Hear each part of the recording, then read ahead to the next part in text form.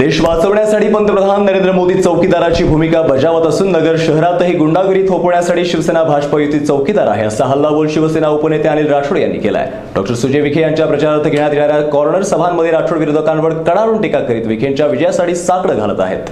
या भागातून जात असताना सारसनगरचा हा भाग उद्ध्वस्त करून कोणी केला असेल तर तो राष्ट्रवादीच्या उमेदवारांनी केलेला आहे।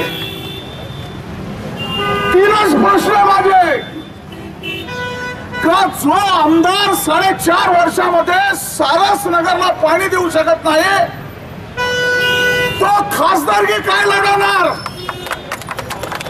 आणि कसं काय पाणी देणार? अरे स्वतःमध्ये पाणी असावं लागतं तेव्हा पाणी देता येतात। अनिल भैया तुम आगे बढ़ो,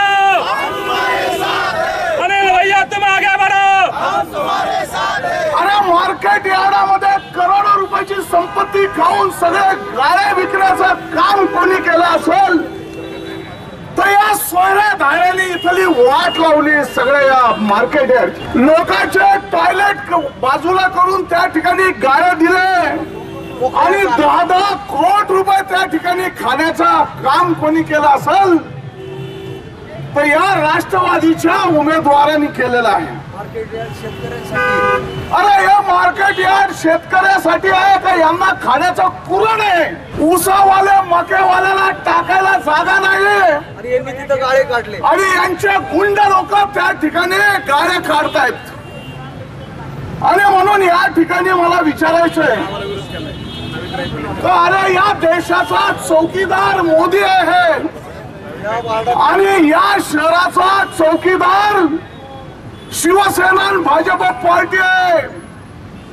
या देशाचा चौकीदार या नगर शहराचा चौकीदार या नगर शहरामध्ये गुंडाच्या टोळ्या उभ्या करून देणार नाही। त्याला सक्षमपणे विरोध करण्याची ताकद ही शिवसेना भारतीय जनता पार्टी। या भागातील जनतेला सुखलाम सुखलाम व्हायचं असेल, हा रस्ता जर फ्री करायचा असेल, तिथली गुंडगिरी जर बंद करायची असेल तर लोकसभेमध्ये विखेंना पाठवा। तुम्हाला खात्री देतो का या नगर शहराचा चौकीदार म्हणून आम्ही काम करू, गोरगरिबाच्या पाठीमागे उभं राहू।